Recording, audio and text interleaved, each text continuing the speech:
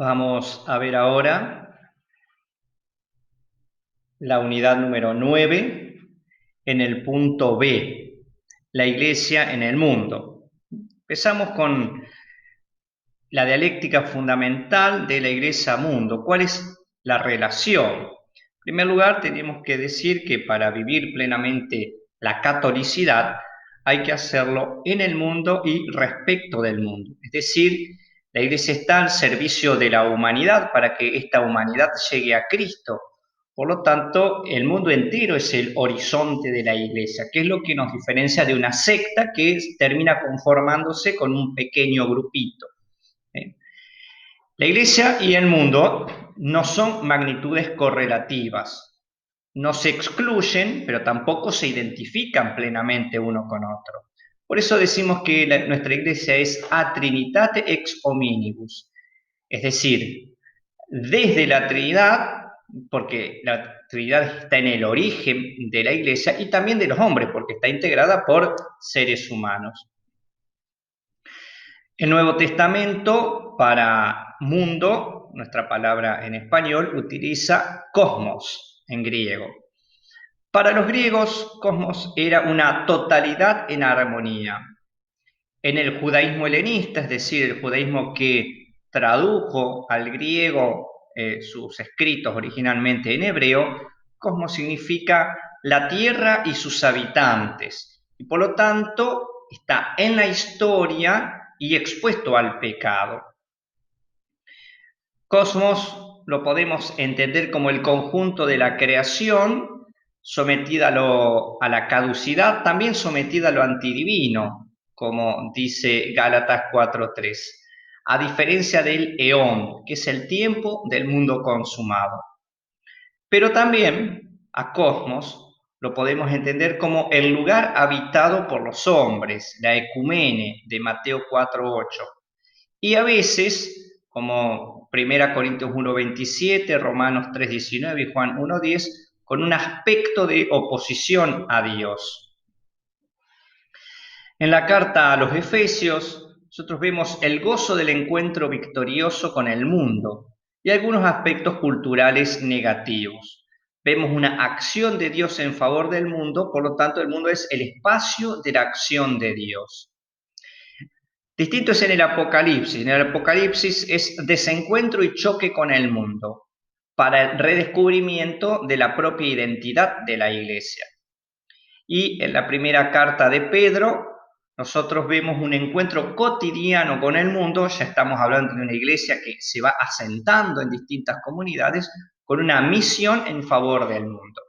Por eso no hay un único modo de aproximación ni un único modo de entender esta palabra.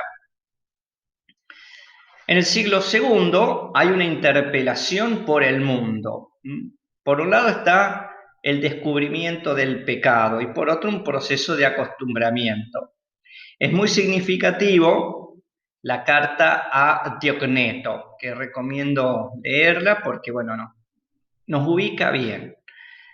Es la carta a Diogneto la que dice que la iglesia está en el mundo, pero no según los criterios del mundo, es decir, no según la carne, con esta idea un poco negativa de carne, sino que la iglesia está en el mundo como el alma está en el cuerpo. Por lo tanto, dice, la iglesia vivifica al mundo, aunque el mundo no acepte completamente su mensaje.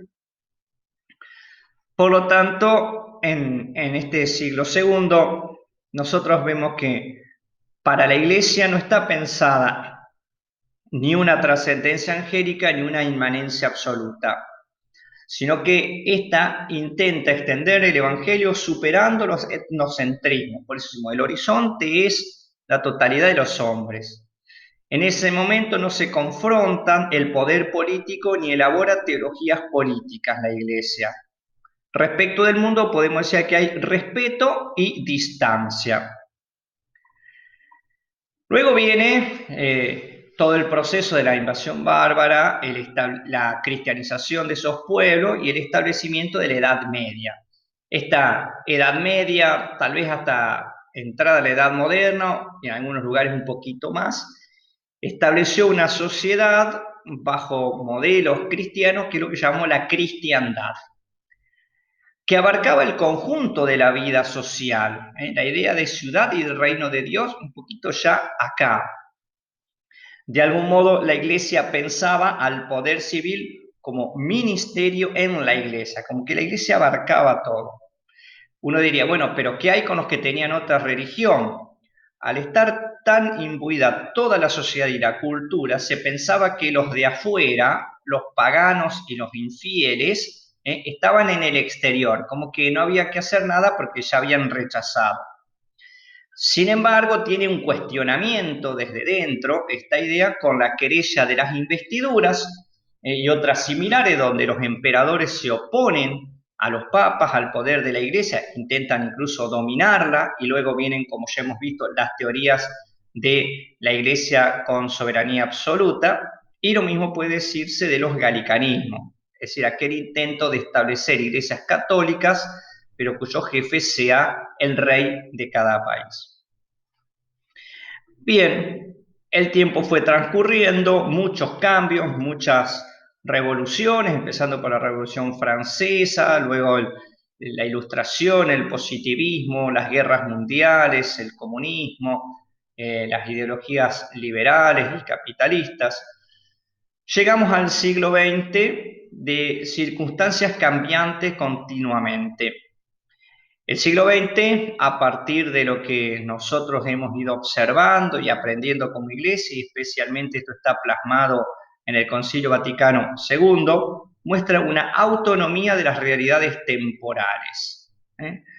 Por lo tanto, tenemos que evitar, por un lado, el integrismo, que lleva a la teocracia y al clericalismo. Es como si la iglesia y los curas tuviéramos que digitar todo y cada uno de los aspectos de la vida de las personas y de los pueblos, pero también tenemos que evitar el secularismo, como si la iglesia no tuviera más nada que decir en ningún ámbito y quedara relegada a solamente lo piadoso, porque de este modo se diluye la acción mediadora de la iglesia.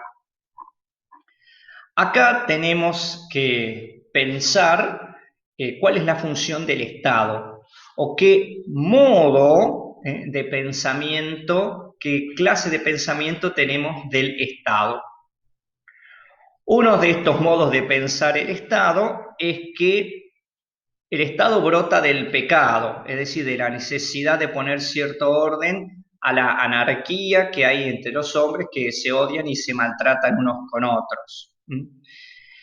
Si el Estado brota de una situación de pecado, para redimir todo esto, tiene que estar presente la Iglesia y por lo tanto el poder debe residir en la Iglesia, un poder de la Iglesia sobre el Estado. Esto se aplicó mucho en la época medieval y en la querella de las investiduras.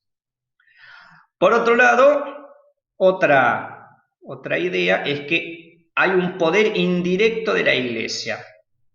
La Iglesia y el Estado son sociedades perfectas, cada una de ellas, necesarias y supremas, cada uno en su ámbito. Por lo tanto, la relación entre Iglesia y Estado es a través de los concordatos. Y la Iglesia no está sometida a nadie. Otra idea es la del pluralismo ideológico y del sistema democrático, que es un sistema civil, en estos momentos estatal en muchos lugares, pero que no puede ser trasladado tal cual a la Iglesia. Finalmente, podemos ver esto con claridad en el documento del Vaticano II, Gaudium et Spes, en el punto 76. Donde habla de una independencia y autonomía de las realidades temporales, incluida el Estado, que la Iglesia tiene todos los medios propios para la evangelización, por lo tanto no necesita ni darle autorización, pero tampoco del poder, de la espada del Estado para evangelizar. Que es bueno que la Iglesia renuncie a los privilegios y que también es bueno una separación Iglesia-Estado, de manera que uno no se inmiscuya en los asuntos que son propios del otro. Ahora bien, entre Iglesia y Estado, como ambos son para el bien común, debe haber colaboración. Y entonces se presentan dos modelos de cristianos en relación a esto. Por un lado, los cristianos de presencia, con una significación clara y una eficacia pública constatable, es decir, aquellos que participan en partidos políticos, incluso que fundan partidos políticos confesionales, aunque eso esté discutido. Por otro lado, los llamados cristianos de mediación con un testimonio sencillo en las realidades del día a día. Tenemos que darnos cuenta que este mundo moderno tiene ciertas características. Por un lado, la secularización y junto con eso, la laicización. En estos momentos en Argentina es algo muy debatido o que se intenta imponer mucho, ¿eh? Una visión completamente estatal, laica y por laica entendida incluso contraria al cristianismo o a los valores del cristianismo. Por otro lado, tenemos una visión histórica de presente.